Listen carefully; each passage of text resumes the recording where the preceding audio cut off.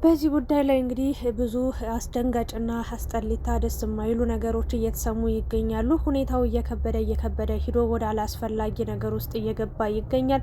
እንግዲህ እንደሚታወቀው ትናንትና ሄርሜላ በጣም በመጨናነቅ ፌንት በልታ ነበረ። ከዛ አረጋግተው ካነቃቋት በኋላ ትንሽ ቆይታም አብርሽን መለየቷ በቃ ከዚህ በኋላ ለአንዴና ለመጨረሻ ጊዜ ተሰናበቹ ተብላ ቻው ብላ አቅፋው ከሄደች በኋላ ትንሽ ከነሱ ዞር እንዳለች እንግዲህ ፌንት በልታ ነበረ ቪዲዮ የተቋረጠው። ሩታ ደንግጣ ወደ እሷ እየሮጠች ስትሄድ ኤፍሬም ሲከተላት ማለት ነው። ሶ ሄርሜላ አሁን ያለችበት ሁኔታ ምን ላይ ነው የሚለውን ነገር እና አብርሽ የት እንደገባ ደግሞ ጠፍቷል። የአብርሽ ጉዳይም እጅግ በጣም አሳሳቢና አስደንጋጭ ነገሮችን እየሰማን እንገኛለን። ቡዜም እንግዲህ ኤፍሬምን አንተ የቤተሰብ አባል አይደለም፣ አንተ ቤተሰቤ አይደለህም በማለት እንግዲህ በጣም በብስጭት በንዴት በቁጣ ልታንቀው ለምንም አልቀራትም። በጣም እያስፈራራቸው ነበረ። ኤፍሬም ደግሞ በቃ እስካሁን አልሰማሽም እንዴ ሩታ ጋር ጥሩ ጊዜ እያሳለፈ ነው ያለው አብርሽ ብሏታል። መጨረሻ ላይ ውሰደኝ ማየት ፈልጋለሁ ማግኘት ፈልጋለሁ ስትለው የት እንዳለ እንደማያውቅና ሩታ ብቻ ከሱ ከጎኑ ብቻ እንዳለች ነው እና መውሰድ እንደማይፈልግ ባጭሩ በቃ ቡዜን ወስዶ አብርሽ ጋር ማገናኘት እንደማይፈልግ ነው የተናገረው። ታዲያ ምንድን ነው እዚህ ውስጥ ያለው ነገር? ያልተፈታው ቅኔ ምንድን ነው? አብርሽ በጤናው ነው ወይ? ሲጀመር ቡዜም ለአብርሽ እያሰበች አይደለም። ሄርሜላም የራሷን ጥቅም ነው እኔ እንዲያርጌልህ እኔ እንዲውኝልህ ለምን እንደዚህ ትለኛለህ ነው ጥያቄዋ። መልሷም የሱ ደህና አይደለህም በቃ የሆነ በረት እንግባባ ሆስፒታል እንውሰደው እንኳን አላለችም። የራሷን ጥቅም ነው። ኤፍሬምም የራሱን ጥቅም ነው። ምን እንደሆነም አላቅም። በቃ አንድና አንድ ሩታና አብርሽ አንድ ላይ መሆን አለባቸው ብሎ አቋም ይዟል። ግን የወንድሙ ጤንነት ደህንነት ያሳስበዋል ወይ የሚለው ነገር አይመስለኝም። ቡዜም ብትሆን እስከ ዛሬ ይሄ ልጅ እያየች ነው አይደለም? ሚዲያ ላይ ከዚህ በፊት ስንት ነገር ሲፈጠር ለአግኝታ ታወራው ነበር፣ ትደውልለት ነበር።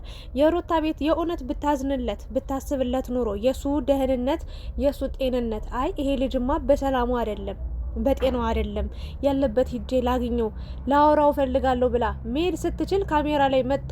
ካሜራ ላይ ደቅ ነው ወንድሜን አምጡ ወንድሜ የት ነው የገባው ምናምን ለቅሶና ወይታ ምን ይጠቅማል? የሩታ ቤት ርቆሽ ነው? የሩታ ቤት ጠፍቶሽ ነው? ጠፍቶብሽ ነው? የሩታ የምትኖርበት መኖሪያ ቤቷ ስንት ጊዜ ተመላልሰሽ አይደል እንዴ? እዛ ቤት ውስጥ ስንት ጊዜ ሄደሽ አልነበር እንዴ? ታዲያ እንዴት ጠፋሽ? ታዲያ እንዴት ሩታን ሄደሽ እዛ ቤቷ ድረስ ቦታዋ ድረስ ሄደሽ ሁሉን ነገር ለማወቅ እንዴት አልሞከርሽም? በቃ ሁሉም ለካሜራ ነው። የአብርሽ ጤንነት ማንም እያሳሰበው አይደለም። በነገራችን ላይ ቅድም ቪዲዮ ሰርቼ ነበረ። ምንድነው የሰራሁት? ስለ ጠንቋይ አትመኑ፣ በቃ መተት ምናምን እያላችሁ አትማተቱ፣ በቃ የሆነ የሚያስጠላ ነገር አታውሩ። ይሄ ከመተት ጋር የሚገናኝ ነገር አይደለም። በቃ አብርሽ አብዷል። ያበደበት ምክንያት ምንድነው? አእምሮ ትክክል እየሰራ አይደለም። ለምን ሄርሜላ በዚህ መንገድ እኔ እንደዚህ አድርጌልህ እንደዚህ ሆኜልህ እኔ ጋር ሁን ብላ ታስጨንቋለች። በዛ በኩል ደግሞ እኔ ልጅ እናት ነኝ ዋጋ ከፍዬልሃለሁ ብዙ ነገር አድርጌልሃለሁ አትሄድብኝ ትሏለች። ታዲያ ይሄ ልጅ የት ይግባ? የሚሄድበት የሚገባበት ሲያጣ በቃ አብዷል። ባጭሩ ትክክለኛ ስሜት ላይ ወይ ደግሞ የድሮ ማንነቱ ላይ የድሮ አብርሽ ላይ አይደለም ያለው። ሕክምና ውሰዱት። በቃ ሁላችሁም ለኔ ብላችሁ እንደ ቅርጫ ከምትከፋፈሉት ይሄ ልጅ ሕክምና ውሰዱት። የስነ ልቦና አማካሪ ያስፈልገዋል። የሆነውን ነገር በሙሉ ቀስ አድርጎ ጠይቆ ውስጡን የሚረዳ የጤና ባለሙያ ወይም ደግሞ ምንድነው የሚባለው የስነ ልቦና አማካሪ ያስፈልገዋል ብዬ በሰራሁት ቪዲዮ ልትበሉኝ ቀረባችሁ። ገደል ግቡ። ምን አገባኝ ስለ እናንተ እግዚአብሔርን ምን ብያለሁ? እዛ ጋር እኔ ክፉ ነገር ተናገሩ? ሄርሜላ ጥግሽን ያዥ፣ የራሽን ኑሮ ኑሪ። አሁንም እንዲያርጌል እንደዚህ ያርጌል አትበይ፣ ምክንያቱም ነገ ትጎጃለሽ ነው ያልኩት። ሩታ ደግሞ ያልሆነ ነገር አድርገሽ አይደለም ባልሽን ወደ አንቺ መውሰድ ያለብሽ። ህጋዊ በሆነ ነገር በተረጋጋ መንፈስ ልቦን አዳምጠሽ ልብሽን አዳምጠሽ ነው መሆን ያለበት። ካልሆነ ደግሞ ተውት፣ ሁለታችሁም ተውትና በራሱ መንገድ ይሄድ፣ የራሱን ኑሮ ይኑር። ወንድ አልጠፋም ብዬ ነው እኔ ሀሳብ የሰጠው። ታዲያ ምን ወጋ ነው የምሰደበው? ምክንያት ምን አረኳችሁ? በቃ ለገና አማርኛ መጻፍ ቻልኩ ብላችሁ የተሰባበረ አማርኛችሁን እያመጣችሁ እኔ ላይ አትሳደቡ። እኔ ምንም ያረኳችሁ ነገር የለም። የራሳችሁ ጉዳይ ከፈለጋችሁ ማለት እንዴ። ምን አልኳችሁ? እኔ አንዱ እስኪ የሩታ ናት በቃ መተት አሰርታ ታስተብትባበት ብላችሁ ሩታ ላይ ስንት መከራ በመስቀል ለዘው። አንዷ እንደውም ምን አለች? በቃ ዛሬ መስቀሉ ስለወለቀ አብርሽ ደህና ሆኗል። ገደል ግቢ አንቺ አናታም ጭንቅላታም ማለት ነው። መስቀል ምን እንደሆነ ብታቂ ትርጉሙን ክርስቲያን ነሽ ለሰው ድንጋይ የምንም መስቀል ይውል መስቀል ኃይላችን ነው። መስቀል ኃይል እንደሆነ ነው የማውቀው። የነፍሳችን መዳኛ እንደሆነ ነው የማውቀው። ከሁሉ ነገር ከሰይጣን ከሁሉ በቃ ከቅጽፈት በቃ ከሁሉ ነገር ክርስቶስ ደሙን ያፈሰሰበት ስጋውን የቆረሰበት መስቀል ስለሆነ በመስቀል ላይ የዋለበት ስለሆነ የኛ መዳኛችን እንጂ መጠፊያችን የመተት መስሪያችን አይደለም። ይሄን ማወቅ አለባችሁ። እንደዛ አትበሉ። ስለ መተት አታውሩ፣ ከጠንቋይ ስለ ጠንቋይ አታውሩ፣ ስለ ሰይጣን አታውሩ ብዬ ማውራቴ ክፋት ካለው የራሳችሁ ጉዳይ፣ በፈለጋችሁት መንገድ ተረዱ። እኔ አሁን ወደ አብርሽ ጉዳይ ስመጣላችሁ እንግዲህ ኤፍሬም ይሄ ልጅ የእውነት ጤነኛ ነው ብለው አስበው ከሩታ ጋር እንዳርገውት ነው ያሉት ወይስ ደግሞ ኤፍሬምና ሩታ የሚያውቁት ሚስጥር አለ? እንደዛ ባይሆን ኑሮ ወንድሙን አሳልፎ አይሰጥም። ብቻ ያልተነገረ ያልተወራ ከባድ ሚስጥር እንዳለ ከባድ አጀንዳ እንዳለ የሆነ ነገር እንዳለ ሰዎች እየተናገሩ ይገኛሉ። በሌላ በኩል ደግሞ ሩታ ኤፍሬምንም አብርሽንም እንግዲህ በመተት እንደተበተበቻቸውና ምንም ነገር አብርሽም ወደ እሷ ብቻ እንዲል ኤፍሬምን እሷን ብቻ እንዲደግፍ ነው እያረገች ያለችው ትላላችሁ። ምንም ከመተት ጋር ምን ስለ ጠንቋይ ራሱ ሰምታ አታውቅም ሩታ። የምንም ጠንቋይ የሚባል ነገር የለም። ሄርሜላም ሩታ ሚዲያ ላይ ነው ውሏቸው። የምን ጠንቋይ ነው የሚባል ታሪክ የለም። አያውቁ እንደዛ እያላችሁ አታውሩ። እና ታዲያ አብርሽ አሁን የት እንዳለ ያሳስባል። እውነቱን ልንገራችሁና አሁን የት እንዳለ ያሳስባል፣ ያስጨንቃል። ለምን መሰላችሁ? ውሰደኝ የት ነው ያለው ስትለው ከሩታ ጋር ጥሩ ጊዜ እያሳለፈ ነው። ከሩታ ጋር ነው ያለው፣ ከልጁ ጋር ነው ያለው እና ውሰደኝ ስትለው መውሰድ አልችልም፣ በቃ ብቻቸውን ነው መሆን ያለባቸው። ላይክ ያለበትን ራሱ የሚያውቅ አልመሰለኝም ኤፍሬም ማለት ነው። እኔ እንደ አንድ ሀሳብ ልንገራችሁ፣ ይሄ ልጅ ወንድሙ እንዲጎዳ የሚፈልግ አይመስለኝም። ግን አብርሽ እንዲየደነዘዘበት አብርሽ መደንዘዝ ብቻ አይደለም። በነገራችን ላይ አንዳንዴ ያው ሀሳብ ሲበዛባችሁም የሆነ ድንዝዝ ሲደብራችሁም ድንዝዝ ትላላችሁ፣ የሆነ ማውራትም ትንተባተባላችሁ፣ እንቅልፍ ይላችኋል፣ መተኛት ብቻ ነው የምትፈልጉት ምናምን ሲደብራችሁ አንዳንድ ቀናቶች አሉ። እኔም ዛሬ እንደዛ ሲያደርገኝ ነው ያለው። በነገራችን ላይ አሁን ነው ነቃ ያልኩትና እንደዛ ሊሆን ይችላል። ይሄ ልጅ ግን የመርሳት ባህሪ ሁሉ እያየንበት ነው። እግዚአብሔርን ብዙ ነገሮችን ሩታና አብርሽ የሚሉትን ነገር ነው ማለት ኤፍሬም የሚሉትን ነገር ነው የሚያዳምጠው የሚናገረው የሚለው ምንም ገና የዛሬ ስንት ወር የነበረበት ቦታ ላይ ነው አሁንም ያለው። ያ ነገር ጉዳዩ ምንድን ነው? ምክንያቱ ምንድን ነው ሲባል ለሁላችንም ጥያቄ ምልክት ሆኗል። የሚያውቀው አንድ ፈጣሪና ራሷ አብርሽና ሩታ ኤፍሬም ብቻ ነው የሚያውቁት። የሄርሜላ ጉዳይ ይመጣላችኋል። እና ምን ልላችሁ ፈልጌ ነው ቡዜ እንደው ከልብሽ እንኳን አዝነሽ እንኳን ከሆነ የእውነት የወንድምሽ እንዲህ ሚዲያ ላይ እንደምትጮይ ሚዲያ ላይ እኝኝ እንደምትዩ ሚዲያ ላይ ሲጀመር ስለ ሩታ የማውራት መፍት የለሽም። በግድ ባለውን በግድ ባለ ካልሆንክ የምትለው ገና ሳታገባው 80 ሳይኖራት ሽምግልና እንኳን ሳያቅ የሷ ቤተሰቦች ሳያውቁት እሱን የሷን ቤተሰቦ የሱ ቤተሰቦች እሷን ሳያውቋት ከነመፈጠሯ አብራው እየኖረች ያለችው እግሯን አንስታ የሰጠችው ሄርሜላ ናት። ልንገርሽ ብዬ ነው ያረገዘችለት ማለት ነው።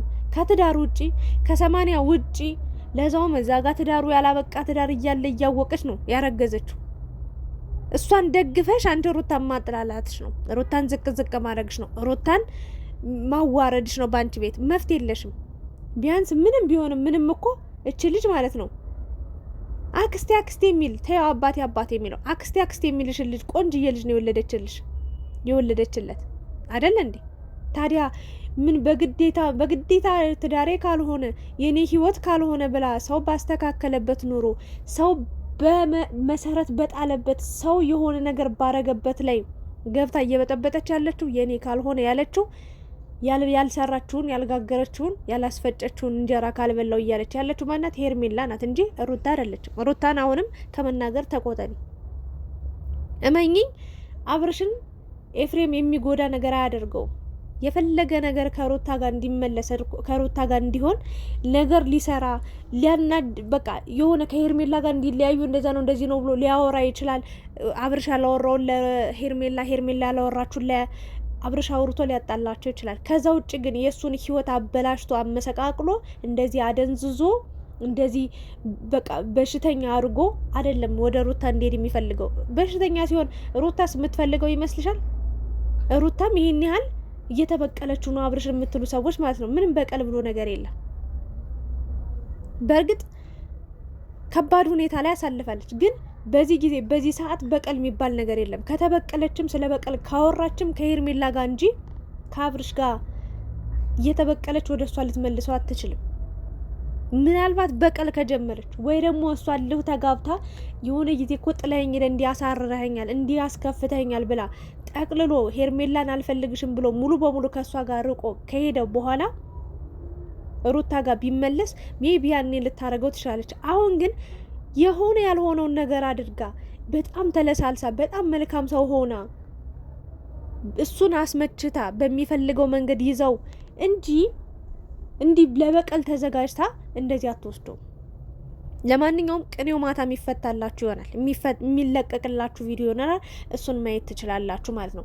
ሌላኛው ስለ ሄርሜላ ነው። ሄርሜላ ራሷን ስታ ወድቃለች። እንግዲህ አልሸነፍ ባይ ሆናለች፣ አልበገር ባይ ሆናለች።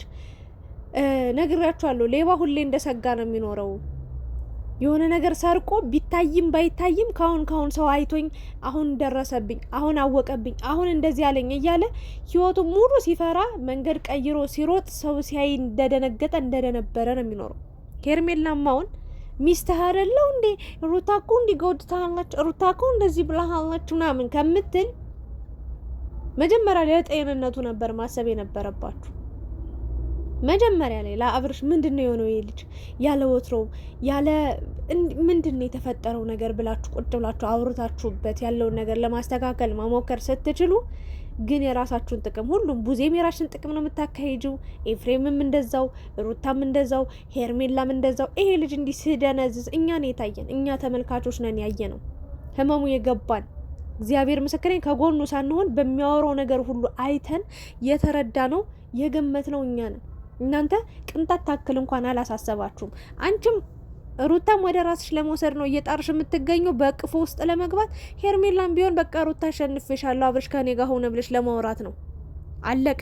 ትክክለኛ ፍቅር ራሱ የሚባል ነገር የለም እዚህ ውስጥ እና አብርሽ ብቻ ባለህበት ሰላም ሆኖ ወንድሜ፣ ክፉ ነገር አይንካ። በጣም የስነ ልቦና አማካሪ እንደሚያስፈልገው ነው እየተረዳው ነው ያለሁት። ምክንያቱም ያማክሩት፣ ሀሳቡን ይናገር፣ በግልጽ ያወሩት ምን ማድረግ እንዳለበት፣ ህይወቱን በምን አይነት መንገድ መቀጠል እንዳለበት፣ የትኛው የተሻለ መንገድ እንደሚሆንለት ጠይቆ እነሱም ያስረዱታል፣ ይመክሩታል ብዬ አምናለሁ። ሄርሜላ ለማንኛውም ትናንትና ፌንት በልታ ነበረ። አሁን ላይ ምንም እንዳልሆነች ደህና እንደሆነች ኤፍሬም ተናግሯል። ሶ የአብርሽን ጉዳይ ደግሞ ማታ የምናየው ይሆናል። ግን በጠንቋይ አትመኑ እባካችሁ ባካችሁ ብዬ ነው መልእክቴን ለማስተላለፍ የምፈልገው።